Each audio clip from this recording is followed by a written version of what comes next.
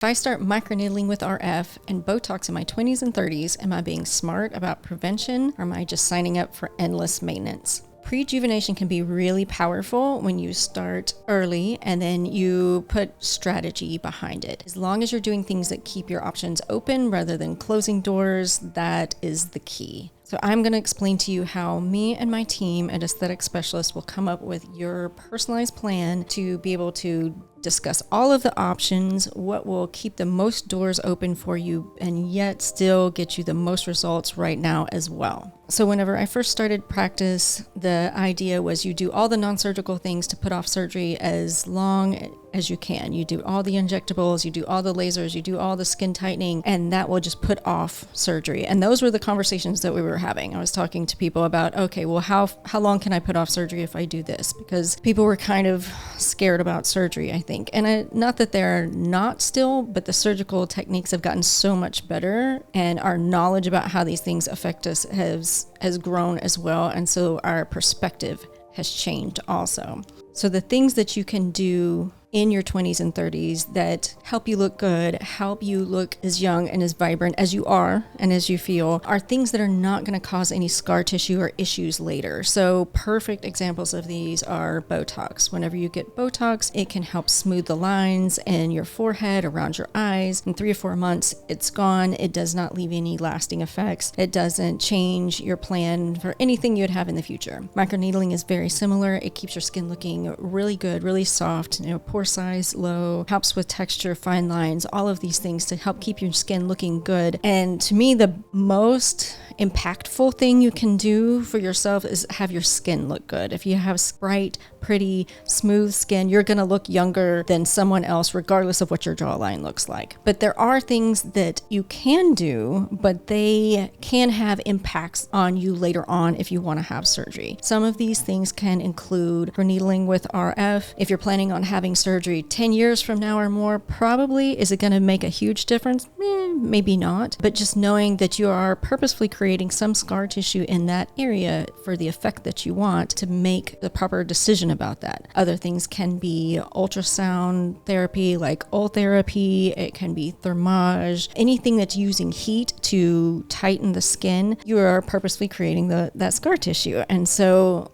this can be fine later down the line whenever you're doing surgery. And when I'm doing facelifts on people, I've done facelifts and it has really not been an issue. And then I've done facelifts on people and it was a huge issue, and the tissue planes are all scarred together, and it's really difficult to do the procedure the way that I need to. So it depends on the person, how well you stimulate collagen, how aggressive the treatments were, how far and how much of the treatment they're doing. Just so many different things that plays into that. So I'm not saying don't do it, but I'm saying know the risks before you decide this is the right thing for you. If you're thinking it's way down the line, that's a much easier decision than if I want to do this, what does that mean? Like, I had a conversation with a woman today who was coming in thinking about maybe getting a radiofrequency treatment, but still facelift was on the table, possibly in the next 5 years. And so that was something that we had the conversation about. These are the risks of doing that if you're thinking that still may be the case, because a radiofrequency treatment is not going to take away jowls. It's not going to take away the laxity in the neck. It'll be better, but it's not going to be gone. And if what you're really wanting is for it to be gone,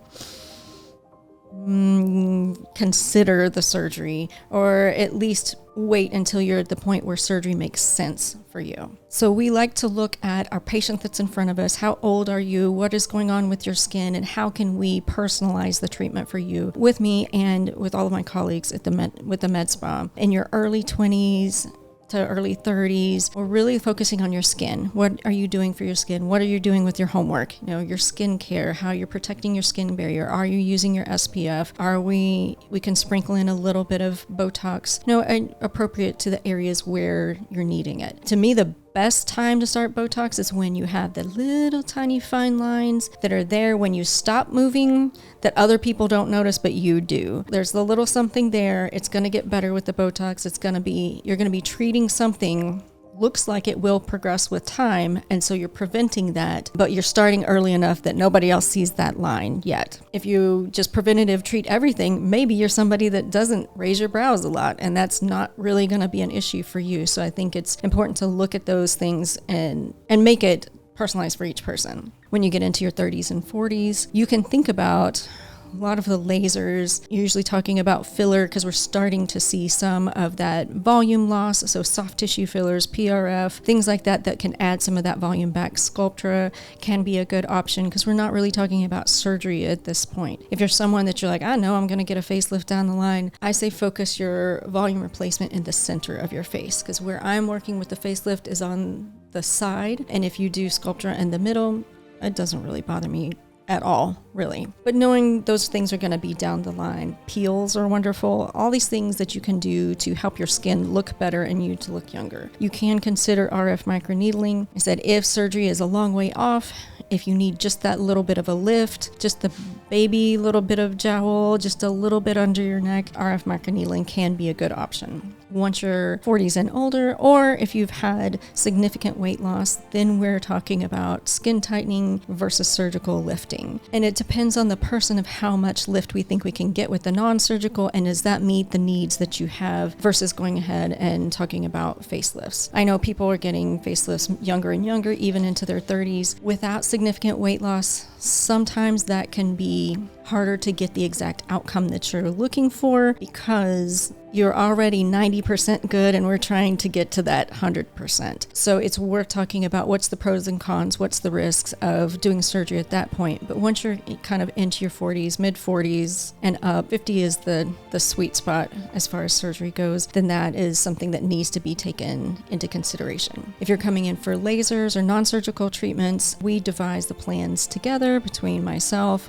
Art, Chastity, the nurses, and estheticians of whoever's doing your treatment. What are the settings? How are we going to combine this with other treatments? How are we going to get to the end point rather than just coming up with here's a package, everybody gets the same package. Doing that with coming from the perspective of being a surgeon and what is going to be the best for you long term. So the rule of thumb is if what you're doing now opens the door, those are going to be good options. But if they're closing the doors or making things harder in the future that you know you're interested in or think that's a possibility in the future, maybe there's other options that could be better for you. Let me know if this makes sense for you and any other questions that you have. You can schedule a consultation at drangela.sturm.com.